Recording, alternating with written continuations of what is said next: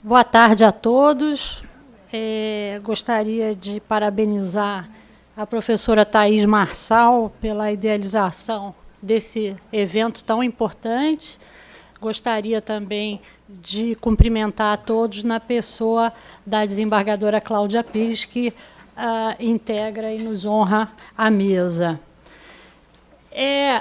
A tendência que o professor Alexandre é sempre muito difícil falar depois de um professor, ainda mais uma lenda viva, né, professor Alexandre?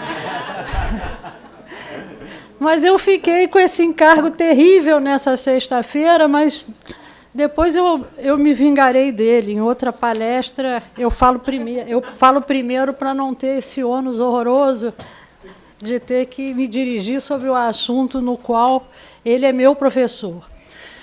Mas vamos lá. Como o professor Alexandre mencionou, só o título dessa palestra já evidencia um avanço na perspectiva do assunto. E, fazendo um pequeno histórico, nós já abordamos, no âmbito de eventos aqui no Tribunal de Justiça, essa matéria, mas ela antes... foi um evento até organizado ano passado, também pela professora Thaís Marçal, mas primeiro foi só uma palestra isolada, agora já viramos um painel. Quem sabe no futuro nós viramos um seminário todo sobre o tema. Mas o tema realmente é muito desafiador. Nós estamos claramente com uma tendência legislativa de mudança de paradigma do direito administrativo. Isso me parece bastante claro por vários diplomas legais, inclusive pelo mais recente, da lei de introdução mencionado pelo professor Alexandre. Nós estamos deixando aquela perspectiva mais rigorista e mais inflexível do direito administrativo e estamos avançando para uma tendência, com muita resistência, é verdade, mas para uma tendência mais consensualista da avaliação do direito administrativo. A matéria objeto dessa mesa, ela vai justamente num dos pontos nevrálgicos desse problema.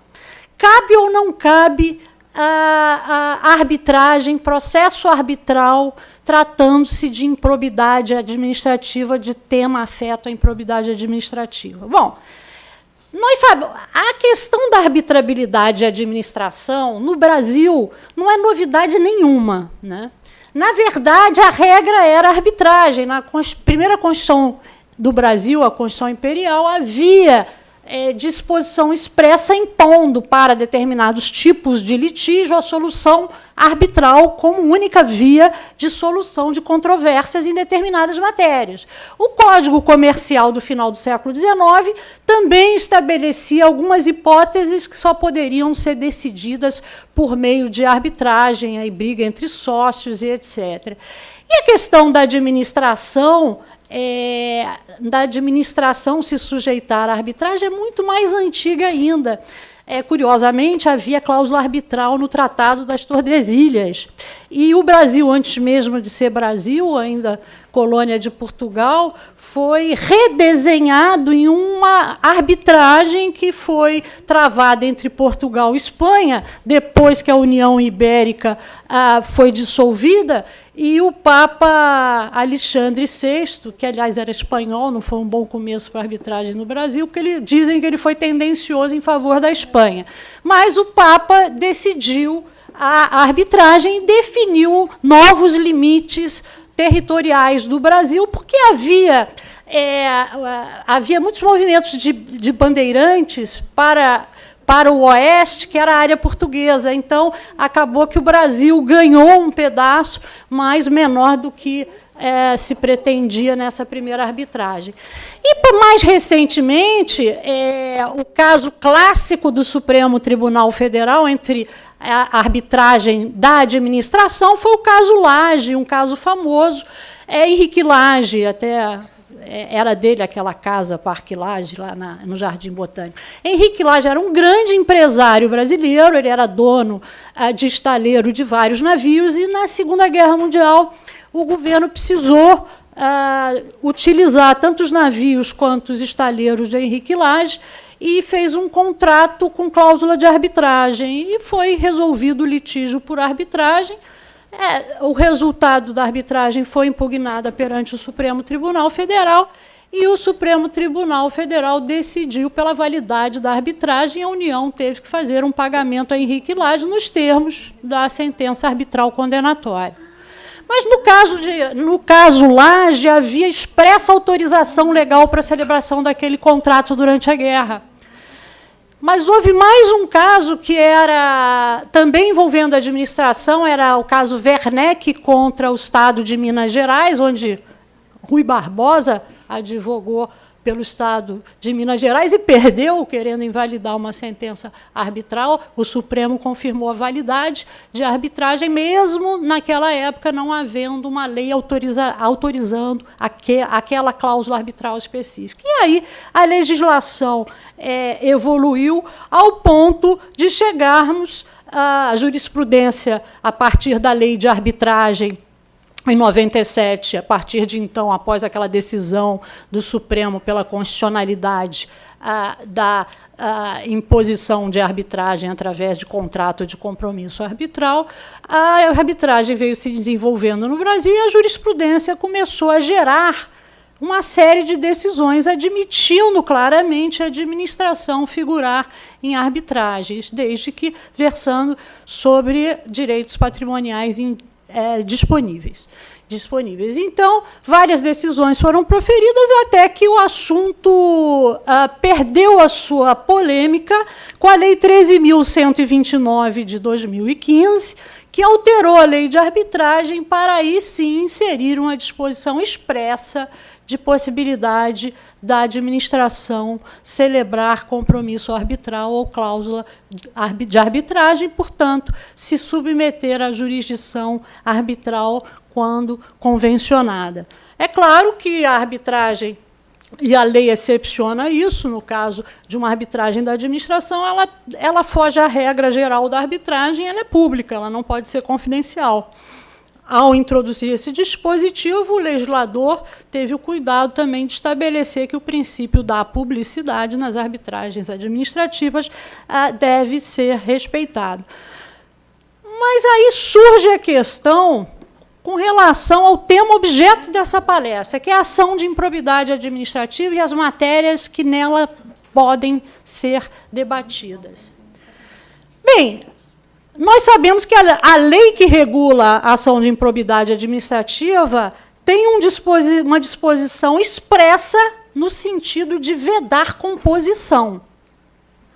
Se não me falha a memória, artigo 17, proíbe a celebração de composição com relação à matéria objeto de improbidade administrativa. Um dispositivo antigo, mas que está ou não em vigor? Eu acho que essa é uma questão a ser feita, porque se é vedada a celebração de acordos, não se poderia dispor do direito que é objeto de uma ação de improbidade, portanto, se não pode acordo, com muito mais razão, não se poderia convencionar arbitragem em matéria de improbidade. E aí nós precisamos recorrer à lei de mediação, porque é até curioso isso, a lei de mediação, ela foi uma grande inovação no direito administrativo, mas ninguém deu muita atenção a ela. E esse trecho, eu cheguei a conversar sobre esse tema com o ministro Luiz Adams, então, na AGU, e ele disse que o texto foi dele, que nem ele percebeu a revolução que ele causou. E ele ficou muito surpreso uma vez assistindo a minha palestra sobre a revolução que a lei de mediação traria no direito administrativo, e ele veio me procurar depois, eu não sabia disso. Pois bem, o artigo 36 da lei de mediação, mais especificamente o seu parágrafo 4º, estabelece que há a possibilidade de se transigir em matéria objeto de ação de improbidade administrativa, desde que se obtenha autorização do Tribunal de Contas da União, se tratar de matéria submetida ao Tribunal de Contas, ou se matéria judicializada com autorização diz o parágrafo 4º do artigo 36, do juiz da causa ou do ministro relator. Então, não me parece possível se afirmar que a proibição expressa no artigo 17 da Lei de Improbidade ainda esteja em vigor. Me parece que ela colide com esse dispositivo previsto na Lei de Mediação, que abriu a porta não só para a mediação, evidentemente, nas hipóteses previstas em lei e específicas, mas abriu a porta também para essa barreira que havia com relação à lei de improbidade administrativa. É claro que o que eu estou dizendo é o meu entendimento. A doutrina, interpretando o parágrafo 4º do artigo 36, no sentido de que, não, mas aqui está se falando, no caput do 36, de mediação entre órgãos e entes públicos, ou entre a administração direta e indireta. Não me parece esse ser o caso, porque a norma do parágrafo 4º, ela é uma autorização, embora inserida no artigo 36, ela é uma autorização bem ampla e bem clara, que, na verdade, não devia estar nem em parágrafo, devia ser um dispositivo separado. Foi uma impropriedade se tratar de um parágrafo. Mas me parece que foi abrogado o artigo 17 da Lei de Improbidade Administrativa. Então, isso abre a porta para celebração de termos de ajuste de conduta também no âmbito de ação de improbidade, com relação a determinadas matérias. Mas continua a pergunta, e a arbitragem? Poderia ou não? Uma questão importante, que eu acho que é relevante salientar aqui, é a seguinte.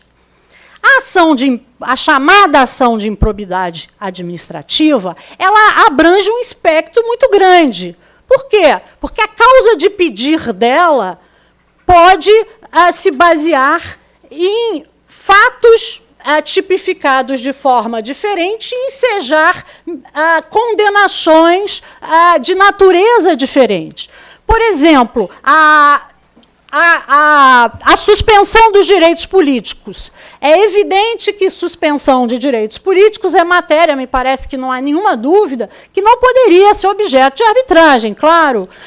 Não se trata de direito patrimonial disponível, se trata de uma regra de punição, de sanção por uma atitude inadequada perante uma relação mantida com o poder público. Então, não me parece dúvida nenhuma que essa sanção não poderia jamais ser objeto de arbitragem.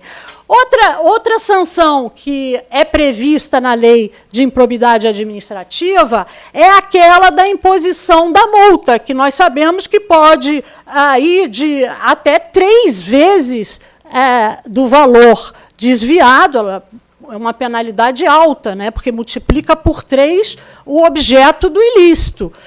Essa também é uma sanção. Então, me parece que imposição de sanção também está dentro do poder de império do Estado, ou como preferiu o Alexandre, mencionando o Alessio, o italiano, grande doutrinador de direito administrativo, é ato primário do Estado punir. Então, esse também, imposição da multa pela prática ilícita, também me parece que seria incompatível com a arbitragem. Mas, volto a dizer, é preciso dissecar cada possível causa de pedir para se afastar ou não a arbitrabilidade em ação de improbidade administrativa. E aí nós vamos chegar à seguinte questão.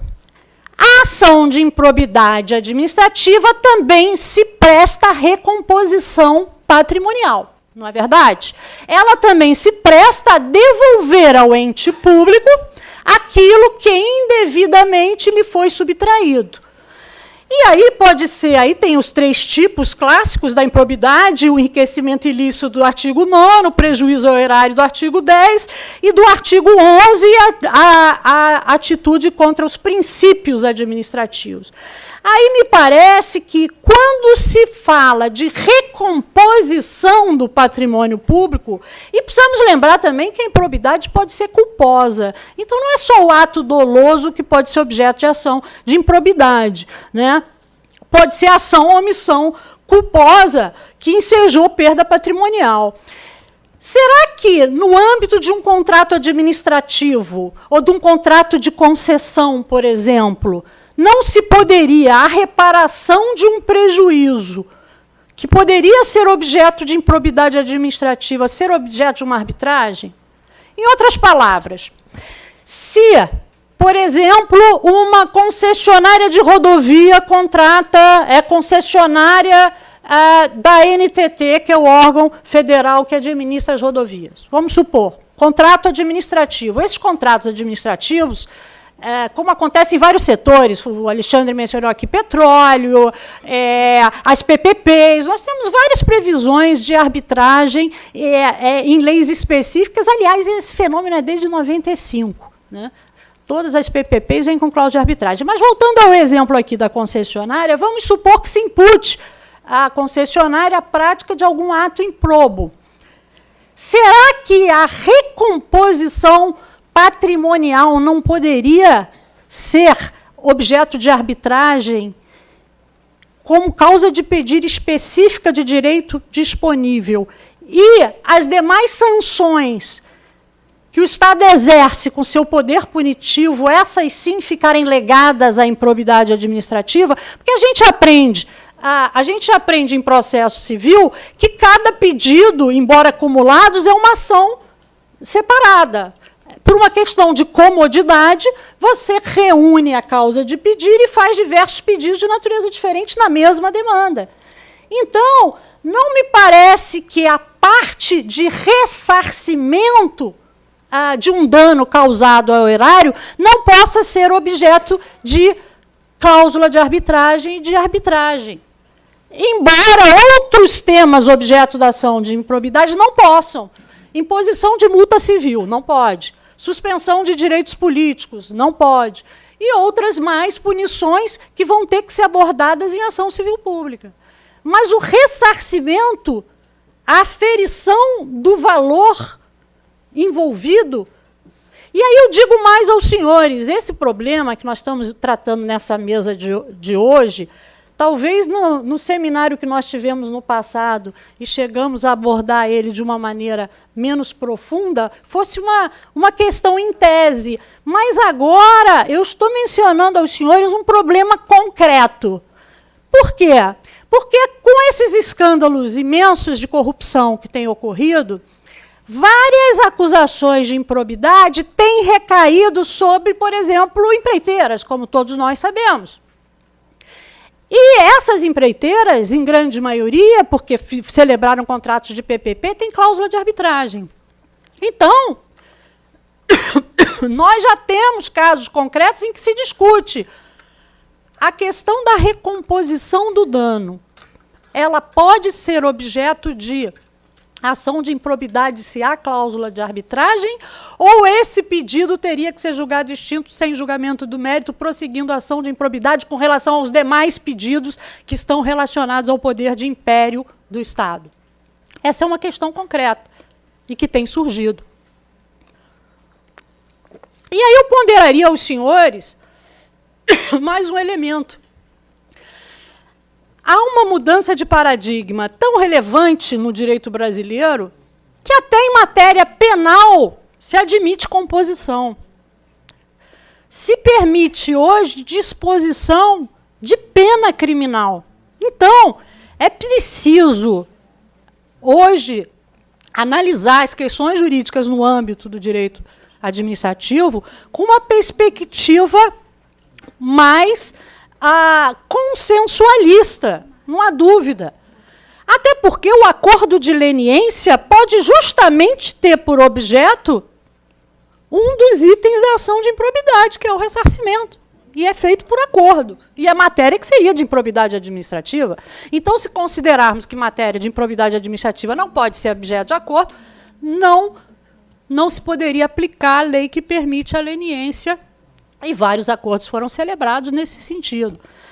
Então, a ideia que eu trago e divido com os senhores é, sim, a possibilidade e, na verdade, a obrigatoriedade da submissão de matéria referente à reposição patrimonial entre o ente público e as pessoas envolvidas na alegada iniciativa improba, a arbitragem para reparação da verba que tenha sido desviada, sem prejuízo da ação de improbidade, que pode ser proposta, como todos nós sabemos, ou pelo Ministério Público ou pelo ente que foi afetado, que também tem legitimidade para sua propositura, das demais sanções previstas na lei. Então, senhores,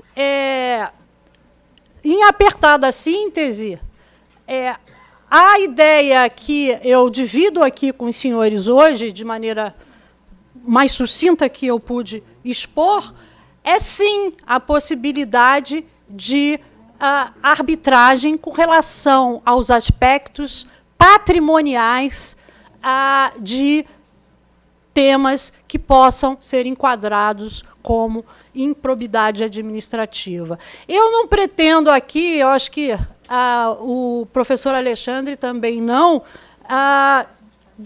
dar uma solução ao problema do que é direito patrimonial disponível no âmbito do direito administrativo. Mas, se adotarmos a linha sugerida pelo professor e pela boa doutrina do que é possível negociar, o valor envolvido de indenização me parece ser passível, sim, de negociação e, portanto, poderia ser sujeito à mediação. Mas há muitas restrições doutrinárias, é o que eu estou dizendo aqui, e uma das tarefas mais árduas hoje na advocacia brasileira é convencer entes públicos federais, não os estaduais, federais, de que a lei da mediação permitiu a composição amigável com entes públicos. É muito difícil conseguir convencer, porque atualmente a AGU tem entendimento de que não, de que a lei é genérica e precisa ter uma autorização expressa para cada negociação, o que torna, enfim, ainda inexplorado praticamente esse instituto. Mas, com o tempo, me parece que eventos como esse, o propósito da Emerge é sempre esse, é lançar ideias e, quem sabe, a gente possa contribuir de alguma maneira para a evolução do pensamento jurídico e que esse instituto, tal como ocorreu com a arbitragem, que hoje é um instituto absolutamente disseminado e consagrado na cultura jurídica brasileira, que o mesmo também aconteça com a mediação. E que o direito administrativo avance nesses dois institutos, é o que a gente espera. Muito obrigada.